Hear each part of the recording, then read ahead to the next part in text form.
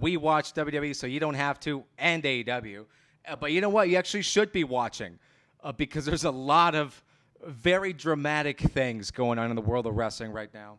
Maybe the most dramatic they've ever been. Would you agree, Paul? Oh, totally. You're not talking about the 24/7 title change tonight, would you? No, That was so amazing. We leave the biggest for the end. So we start with the small stuff. What can be bigger than that? We're going to start with the big time. What all the middle schoolers are talking about over recess right now. MJF walking out of AEW.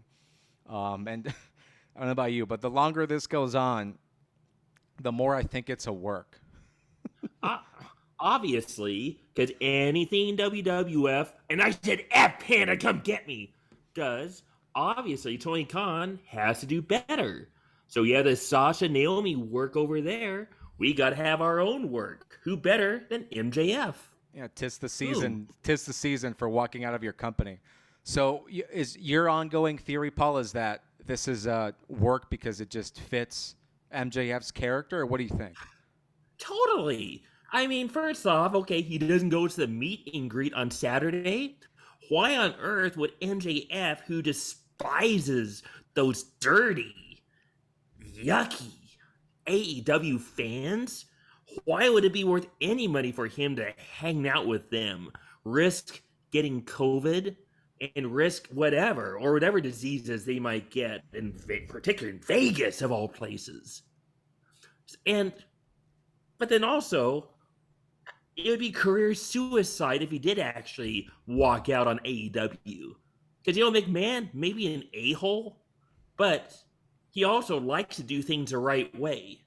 And even, I think, Cody talked about how, or other people talked about how, when Vince always tell him, do the right thing on your way out. Don't stiff your current boss. Even more so, walking out at the culmination of a 3-year angle, right? Exactly. I mean, Khan has made him. Oh, and he's made him into the top heel in the company. Oh, yes, he was going to lose to Wardlow. That's what heels do ultimately. They beat up the good guy, beat up the good guy, beat up the good guy, setting up for the big kabam where the good guy finally gets their revenge. That's right. And what does a good heel do? Finds another good guy to beat up and repeat the process and get even bigger. And what else do? They work. Yeah. After listening to the post Double or Nothing media scrum that Tony Khan does somehow. I was talking about this with somebody yesterday.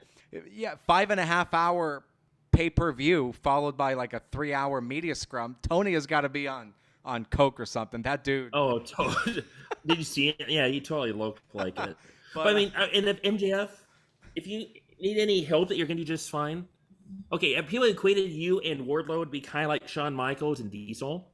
Well, Shawn Michaels did pretty well after Diesel took care of him, beat him up, and went on his own way. He turned out quite nicely. Yeah. I'm sure if MJF plays his role, plays his cards right, he'll do just fine as well. Oh, for sure. Young man. From what I understand, his alleged, and again, alleged, because nobody knows, that's in part why we made this podcast. People take wrestling way too seriously, and you have all these, wannabe CNN journalists reporting on this as if they know what's going on. Like, just stop. Just stop. But No, keep it up, because then it gives us something to talk about. It's fine. Yeah. The alleged crux of the issue, from what I understand, is not the booking for MJF. It's his salary. And, I totally get it from this end. If it is true that MJF is upset about pay, I totally get it. What I don't get is obviously all the massive speculation from people that pretend they know what's going on. But if we for a second, pretend that it is a shoot situation and MJF has walked out and he is upset about pay, I do have a couple things to say with regards to that possibility, and that's that I think the people that are assuming that it's a shoot, most of them are hardcore simping for billionaire Tony Khan. And I do find that a little gross because, the recurring argument is, well, why would MJF get a pay raise unless he signs a contract extension? MJF is one of AEW's biggest stars right now. You said it yourself. He's a pillar. He's clearly exceeded the value of his original contract that he signed. He brings more value to the program than what he was signed up for. He's been busting his ass while Tony Khan just keeps signing on all these mid-card WWE cast-offs and just blowing the bank account on them. So if MJF is actually upset about this, as people are saying, I totally get it. What could his original contract be worth? Like $150K? And you have Tony Khan bringing in people like the Hardys who guarantee you they're not paying him $150K. No. But then again, Tony Khan also took a chance on this kind of no-name MJF. No one nationally really knew who he was, and they both benefited. That's true. Take a chance on me. I get that argument too. Like MJF signed the contract. He should fulfill his duties through the end of it. And as with most issues, I think the answer is somewhere in the middle. Because there's a lot of... Or going with he has a contract. Would Khan give him an extension to the contract with a raise right now? I think give more money. From what I understand, that was in the cards. I think Tony Khan offered him a higher salary, but with the understanding he would add more years to his contract. What I don't get is everybody's arguing this as if that is just the default. Like nobody ever gets a raise without more years added to their contract, but that's not true at all. I mean, there is precedent for it, right? Like, you have people like Chris Jericho, Stone Cold, Bret Hart, Mick Foley, Kevin Owens even. Heck, even Jeff Jarrett got a raise on his current contract without actually extending the length of it. So it has been done plenty in the past, and I think people arguing that it's never done is a little disingenuous. Like in all the situations, these guys just kind of asked for it, and they were given a raise. And again, this could all just be work. Maybe he has gotten a raise, but would a bad guy MJF ever thank Tony Khan for giving him a raise? Oh, thank you, Tony Khan. I am so appreciative. Now I'm going to be an a-hole even more for you. No. I mean, have you seen his contract? I have not.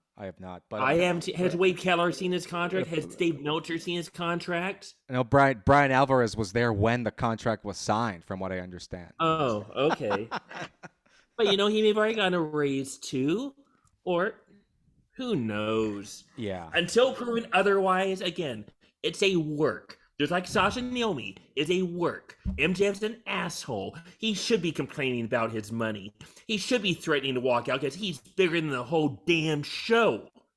That's right. He should be threatening this to walk out every pay-per-view. You got that right. Hey, and just show up 3 minutes ahead of time. Because that's what stars do. Yeah. Tony Khan can't control. He should show up halfway through the pay-per-view. That's right. He's a heel. I mean, for God's sake, Seth Rollins stole the gift Cody Rhodes gave to a little kid in the audience last week, and nobody, shat on him for that. And that was clearly a shoot. That was not in any way planned. Seth Rollins actually stole that little kid's belt. But good for him. But so, a-hole bad guy wrestlers should be able to act like a-hole bad guy wrestlers.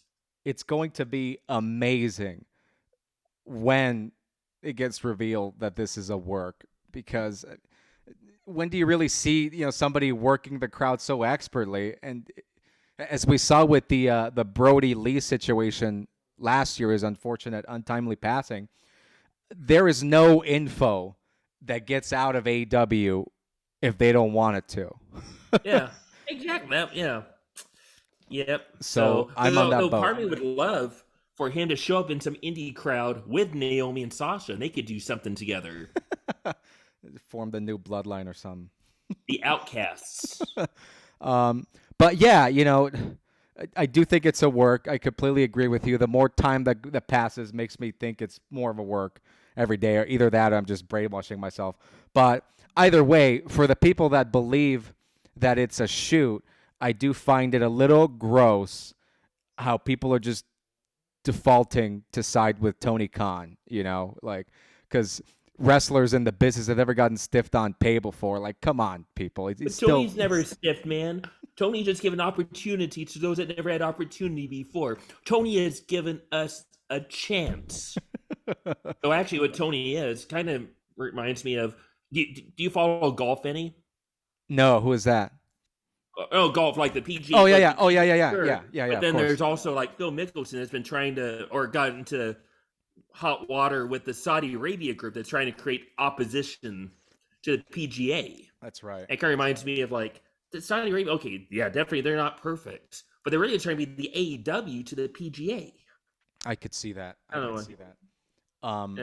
Yeah. The other thing is much like the PGA, very metric driven. Like if you listen to the media scrum from last night, somebody brought up Eric Bischoff's tweet about CM Punk, about how, claiming that CM Punk has never been a draw, and Tony Khan jumped in there, after, I assume, doing a fresh batch of Coke, because he was so damn excited to talk about this. He was. But kept bringing up all the the revenue metrics and stuff, and said CM Punk has 100% been a money mover for us.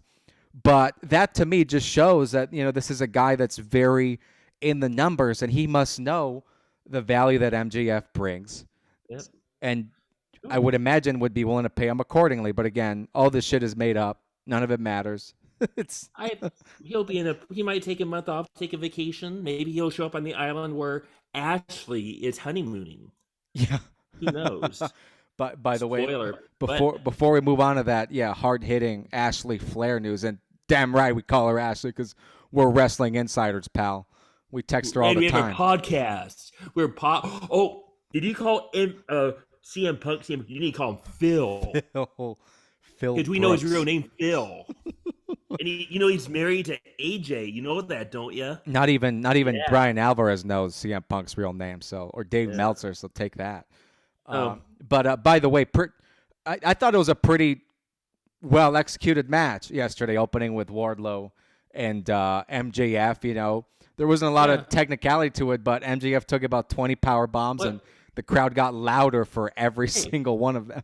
Didn't John Cena, kind of a successful guy, do the same thing to Brock Lesnar a few years ago at SummerSlam? That's right. Just took one suplex after another and just got pummeled and destroyed. Oh, yeah. Did that hurt Cena at all? No. And in fact, he really made that young rookie Lesnar's career. Oh, not rookie, but he solidified his stance as kick-ass champ. That really set up Lesnar for, till now. Right? Yeah, back to the MJF match. Again, great match. Really, Wardlow is in the stratosphere right now with how over he was with the crowd. They just loved it. Even more so, because everybody was hating on MJF during the match, shouting, he showed up, and a-hole. So they loved it when he powerbombed the crap out of him. One other thing I'll say before we move on to the main event from Double or Nothing.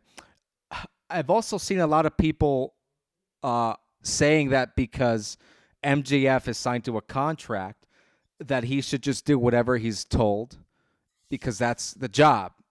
Damian Sandow, whatever name he goes by now, tweeted last week with regard to the Sasha Naomi situation.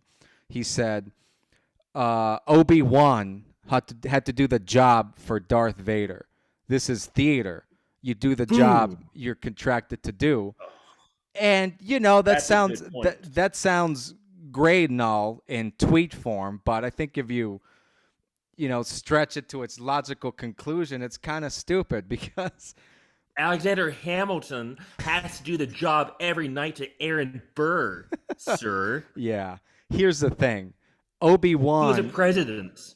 Obi-Wan. A treasury, at least. Yeah. Obi-Wan, and the character that played him, doesn't lose any market value if he keeps losing. It's a movie. It doesn't affect his next movie, but hold on, wait a second.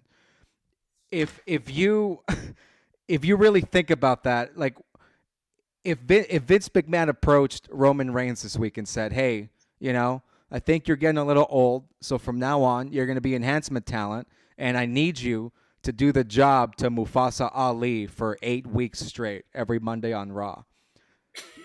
Sure, Roman has a contract, but he'd be an idiot to just go along with that. Granted, I know I'm kind of exaggerating, right? That's kind of an insane request from a wrestling booker, but it's not an absolute. You should just do what you're told. Like, your brand is affected by how you're booked. But Tony Khan is thinking he's making the new Diesel. So would you take the job to the new Diesel? That's a good point. And you're kind of its buddy, and ultimately you can be like buddies again. Yeah. Down the road. Again, it's bad guy. That's a great point. What does a bad guy do? They have a big program with this guy. You put him through hoops to get to. You can't get to him. Then ultimately the good guy beats the bad guy. Yeah. No, that's a great point. The crowd was totally into it. They got what they wanted. They built up Wardlow. Hopefully they'll keep building him up. And now MJF just goes on to piss off, and not maybe CM Punk. Yeah. No, that's a great point. And by the way, I do think having MJF lose was obviously the right call in every universe. I just wanted to tackle the point that, like, wrestlers should just do what they're told because they're under contract. But obviously the right call. And you're right. This doesn't hurt him at all. You know, whatever feud he goes on to next will be great. And also, if he is trying to impress the man, Vince McMahon, for a contract, you should show you do what you're told. Yeah. Because he doesn't like. I mean, I don't know. I feel like Vince, and again, we all talk about Vince like we know him, but just from what we hear, I don't know. It sounds like the guy would like people that kind of stand up to him. But that being said, you know, no showing Double or Nothing would have ended MJF's career. I know Vince very well. Edwin, Paul is my best friend. What are you talking about? Anything he says is gold. But it can also be a difference what you show before you're under him and after he knows you for a while. Yeah, that's a good point. Like when Sasha walked out for the first time a couple of years back, the reports were that Vince, you know, was kind of begging her to stay because, you know, she'd been there for a while. She's an amazing talent. So, yeah, you're probably right. Like, you probably have to be there. That might have been a work too. Who knows? It's all a work. We're all just part of her character of not totally listening to the man, being very self-confident. I'm Sasha Banks. I'm bigger than everything. Fit with a character, and she comes back. Maybe Vince. Who knows? We're all just working ourselves into a shoot, brother. It's all work until this is wrestling. Yeah. So to conclude our MJF talk, and I'm sure there'll be more news this week. Again, I think if the situation happened to be a shoot, I think MJF would be more than justified to be pissed off. But as we've said, we think it's a work. We're pretty sure it's a work. We all want money. More money. But the boss always likes contracts. That's right.